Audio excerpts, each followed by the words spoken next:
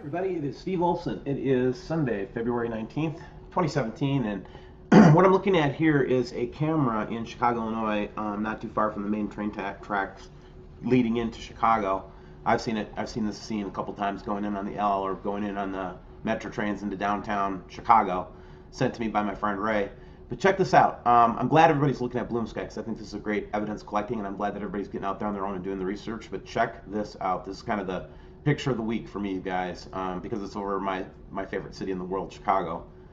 By the way, is my favorite city in the world. Check out the orb that they're trying to chemtrail, and then the sun goes by it, and it's because the camera has a little bit better optics than the human eye. It can just pick that up a little bit better than what we can pick it up, and there it is. So I think time's getting close, man. I think we're getting into the end game scenario here. And it's going to be a 7 year, I think it's a 5 to 7 year period of time. This isn't going to be a short run. There's going to be a lot of politics. There's going to be a lot of world events. But just kind of, we got to have to buckle our seatbelts a little bit, man. That's what this kind of makes me think of today. And what does that mean, to buckle your seatbelt? Well, to buckle your seatbelt means that you got to get solid with who you are, and you got to be comfortable with who you are in your own skin. And quite frankly, you got to be ready for anything, including your own death, right? So in that spirit, one of the reasons why WSO likes to connect into the spiritual things and theology and things like that is because it helps people to, manage that thought of what's going to happen when they die, or what's going to happen if things do go, if things kind of do, come loose at the seams. And here's what I can tell you, okay? And what I will tell you. What I can tell you is I turn my heart towards Source through my knowledge of who and what Jesus Christ said, or Yeshua. A lot of people get his name wrong, but there's a lot of story behind the New Testament and stuff like that we can get into. But at the end of the day, the story of Jesus and what Jesus wanted to point to, and his ministry, so to speak, kind of got through all the gates, kind of got through all the censors and all the publicists and all the different Roman Empire and everybody like that. To me, anyway. And when I look into the eyes of the Creator as represented by him, and hopefully represented by everybody that follows the Christ consciousness and that follows Christ, is love. When I first looked him in the eye, that's all I ever saw.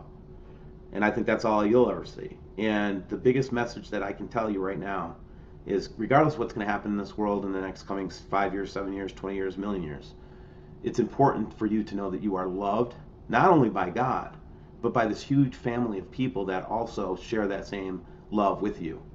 And that great, what we call the church, not the church what you look at down the road, but the people that are all in love, that all live in that light of love and honesty and humility, what happens is that you find out that you're not alone in a big way. And that's what I hope you can achieve. I hope you can find that in your life. And before I let you go, I'm sorry I didn't mean to get all preachy on y'all, but I wanted to show you this little series of pictures. Now, this is from 812, but you can go to this photo webcam EU yourself. Just look at this up here, okay? Do a little investigating research, and you'll find that you can see a lot of really cool images from these sky cams, and they only operate at night, so it gives you a good view of the night sky. Okay, and then finally, wanted to show you this one. This is from Orlando, from the 16th, showing again that same orange red ball as the sun goes by it. And you can't see it perfectly because it starts out behind the tree there, but it's right up here. See it? So what I'm going to do here at this point is I'm going to leave you with a couple of the best pictures that we've gotten this in the last couple of weeks, and leave you with some good tunes. And stay tuned for future WSO announcements, especially about WSO Live.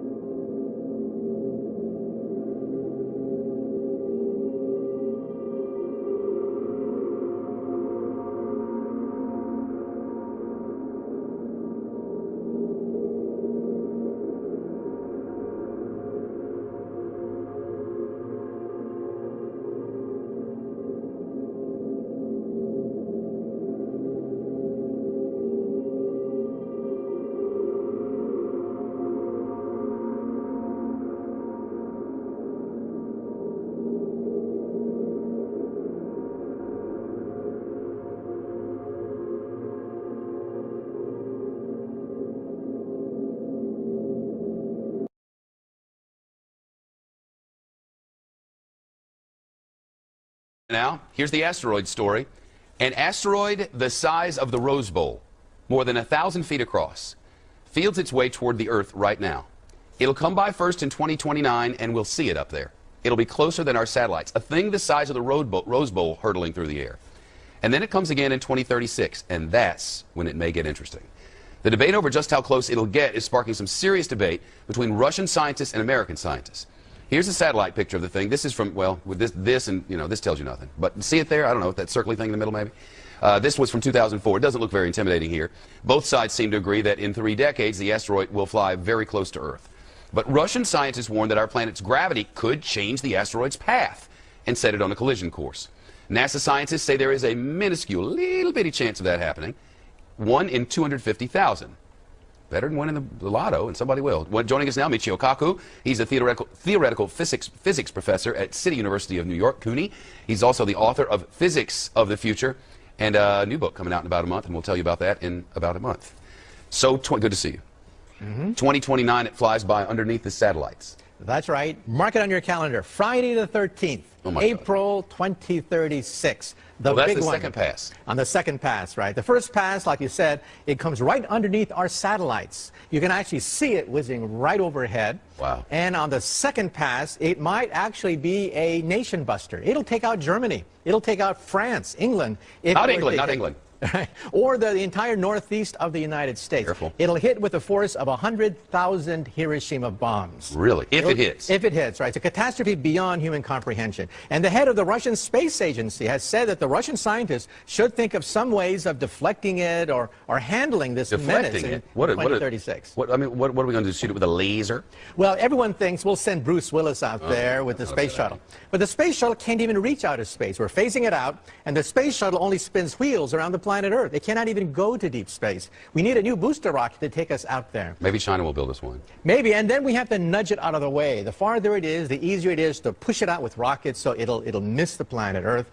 But it's something that we have to take seriously. This is the first major threat from a giant meteor or asteroid. Were it to hit us, do we know what it would do to our rotation around the sun and the spinning on the axis? Well, it will definitely affect the rotation of the Earth as it goes around the sun. The immediate impact would be a gigantic shock wave going out maybe 50 to 100 miles, then firestorms going out to hundreds of miles beyond that. Firestorms. And then meteorites raining back down on the planet Earth. So the devastation would be on the order of 500 to 1,000 miles. Think of a bullseye containing half the United States. That's the potential impact. And again, it's a very tiny probability, but we're watching it very carefully. Because the thinking among some of these Russian scientists is that the first time it passes, the gravitational pull of the Earth could pull it closer, and then on the second pass in 2036, the wild card is also the atmospheric disturbances. It's going to come right to the outskirts of our own atmosphere.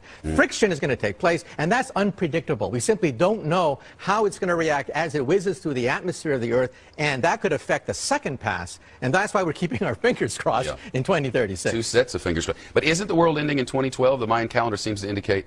Well, if you look at the Mayan calendar, it actually says that it's cyclical, and we could be witnessing a rebirth. We should be celebrating then. And personally, I hope to be around in 2013. So don't sell the store, don't get divorced, don't ruin your life in 2012. All right, I'm sure some people will. News from the future. 2012 is going to be weird.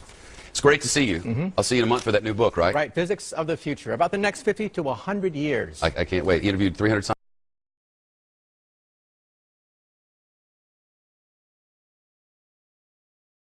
This is a Bishop Sutton cam. Now look at the sky. It's a high definition cam. There's timestamp. It's there, the date. Look at the chemtrailing and the purpleness and the darkness in the sky. We haven't got blue skies anymore, or we haven't got any sunshine anymore because we have got these thick chems that are right above our heads. And it's being pumped out all over the world by these military planes everywhere. So it's important to check the cams, because here on this cam you can see the different textures and things all happening now. You can see here on this cam as well, this is another cam that's down south, and you can see basically the hydrogen. The clouds, the natural clouds, are doing nothing. They're just going by to the left-hand side as the sun's burning the hydrogen off them. And also it's very dark. The pinkness in the sky, the reflections. Thing is, though, these people on the ground, they're going about their merry way and doing their own things, which I appreciate. You know, it's good really in a way. We don't want mass panic. They just want to go ahead with their lives, so respect to them. The thing is, though, this system's coming in now. It really is coming in now. It's so important that we keep an eye and just basically get the word out to many others that know that there's something definitely wrong with our skies. So I'm going to go to the next cam now. Here's another live cam. You can see that pinkness, the reflections on the horizon, and also you can see that the pinkness and the yellowness and also the darkness on the ground. Now come on, we all know there's something wrong now. We've gone through the different cams through the weeks and months, and we know now that the land and the skies are darkening now. There's no other reason, but we've got this huge celestial body that's heading in front of the sun. They've been covering it with this simulator. Over the summer period, the clouds were just burning away, and they're burning away still in the winter. There is something wrong, and government needs to come out with it now. It's just so important. I mean, you can see that pink reflection in the middle of the screen on the left side a little bit. You can see it. It's only a matter of time until them chemtrails fail. When the binary twin burns through them chemtrails, and we actually all see it and stand back and notice what's going on. And I believe that time is going to be not far away now. Here is the CotswoldWeather.net cam, northeast view. You can see the timestamp and the date, and also the pinkness on the horizon, and those clouds are doing nothing again. They're basically not protecting us, and also with the chemtrailing. They will start chemtrailing later on in the day, covering everything up. So if you go back to this cam later on this afternoon, you will notice that there'll be just thick chemtrails. Also, there's another reflection from Nemesis, the binary twin, as the sun is already up. You can see the redness on the clouding. You can see on this Edmonton cam, this is another part of the UK, and look how low the clouds are. And you can see there's two reflections, one from the sun at the top, and then you've got the binary twin at the bottom on the horizon. And also the darkness on the ground as well. It's too dark for that time of the day, as I said before. 10:29 AM. Far too dark. It's only a matter of time until people start understanding this. And what we need to do is just keep going, keep flowing with the cams until we see the kill shot. Until we start seeing it getting too dark and too red. Because they are hiding it with all these thick chemtrails. Because chemtrails, they lie low. And right on the horizon, they spray every single day. The government are hiding, I'm not noticing on the TV media, they don't show themselves. When the worst part is happening, they they hide. Here is the Bishop Stropford cam. You can see the timestamp and look at the plasma and also on the darkness as well. Just very dim, dark, there, over there, that part of the country. Just very bad, you know, and people are starting to wonder now how really dark it's getting. This is a live cam as well. You can see the timestamp there as well, and you can see where they've been chemtrail in the morning. The sun is in a watery haze. Look how dark it is on the ground. Now the sun should be beaming through nicely, but they're pumping all these chemtrails, aluminium, and all sorts of other chemicals. You can see also the chemtrail where it's gone past the sun there on the time-lapse cam. The lower clouds are just being moved and burnt away by the hydrogen, and the simulator is in front of the sun, as you can see. It's an odd-shaped, triangle shape. So we're being sprayed every single day in the UK. You can see them trails. Our clouds are just not the same anymore. I mean, look at our skies. Just bleak, grey, silvery haze. It's just got to a point now that everybody needs to look up to the skies now. And I'm hoping that everybody will see this. This is another important cam to see as well, because you get to see Nemesis. The thing is, though, it's on a time-lapse, but they've speeded it up on purpose so we can't get to see the whole situation. The thing is, though, you've got two reflections there. If you slow it down, it's very important. Because, as I said, the cams don't lie. They do turn things up so we can't see anything. The thing is, though, basically it's getting to a point now that we are slowly starting to see the real truthness of what's going on. So I'm going to go to the next cam now and show you another motion picture on the cam. On this cam, you can also see the sun is going into a watery haze. Look at the state of the sky. Our skies are not the same anymore. They're spraying all the chemicals because they're hiding the binary twin. It's really important that you know this now as well with the simulator in front of the sun. They are spraying our skies because of the solar flares that are coming down through. It's so important that we see this. And I will basically show you these clouds. You can see the chemtrails and everything. Here is the time-lapse footage again. You can see the peakness from Nemesis, the reflections as the sun comes up early in the morning on the timestamp, and you can start seeing where they're being chemtrailing. Straight away the sun comes up with a simulator, and look at the greyness and the bleakness on the sky. I'm going to show you this again, just to show you that basically this is what's happening every day until Nibiru and Nemesis come into action and they start burning through the chem clouds. So all our clouding and chems will disappear, and we will just see the heavenly bodies. It's not. I don't believe it's going to be long. I really truly think that this is going to happen soon. I don't think it's going to be a long time yet, to be honest with you. They are spraying our skies every single day. Here on this other webcam, it's called the Hornet in Ribblesdale cam. You can see that plasma on the horizon. The sun's up and there's something illuminating on the horizon there. It's trying to rise, and it's always on this cam, and I'm going to keep an eye on it for you because it's important that the Nibiru community get to see every single site on these cams, because there is definitely something that's lighting up the skies on the other side. This is a cam in the UK as well, the Potter's Bar cam. Now the thing is, as I've gone back to this cam many times before in the past, and it was just normal skies. Normal blue on the sea, and you know, the river there, and also the skies were blue, but look at the pinkness, the reflections, and the reflections are here, the purpleness, the pinkness, everything is here. The sun is being covered, as I say, by that object, and the thing is, we are seeing lots of different colours in the skies now, because the binary twin is here. This isn't a glamorous photo, but you can see also, it's getting dark. Over there, in parts of Northamptonshire in the UK, it's getting dark as well. The darkened clouds, you can see a pink reflection on the horizon to the left, and also you've got that simulator that's shining down at us, but it's not as bright as the natural sun. I'm leaving a blank space to the right of the screen so you can get to see clearly the writing, the timestamp and everything. But oh, look again, look what NASA and government have done again in the military. They have covered our skies, and look how dark it is. Timestamp, 4:49 AM, and look at it, it's too dark. Here with this cam as well, you can see it's just too dark. You can see the plasma on the right hand side and the hydrogen being burnt off the clouds, and the red tint coming from Nemesis. Look at the colouring on the buildings. It's 10 AM in the morning, and it's just very strange. The colouring of the skies are just not right anymore. This cam is very interesting as well. You can see the pinkness, the reflections, and the lower clouds. These clouds are chemtrail clouds. They are unreal. They don't look right. And also, I've emailed this chap who uses this cam. He's got 3 cams. He looks out at the horizon on the front and the left, one at the back and one on the other side. Now the thing is, though, he said he will lift this cam for us so we can see the skies all the time. So it was nice and kind of that guy to, he uses this cam. It's nice and kind of him to show us the skies. And I'll go back to this cam as it's been lifted. So respect to that man for doing that job for us. Here's another live cam, but the thing is, this is basically you're looking at the jet stream and also other weather patterns around the world. And it's so important to see this this weather pattern chart, because you can see where everything's not as it seems. The jet stream and everything is flowing along, and also our Earth is heating up by the binary twin. And also, I just checked a weather forecast here in the UK on British Media TV, and basically it's saying a different story as what this is saying.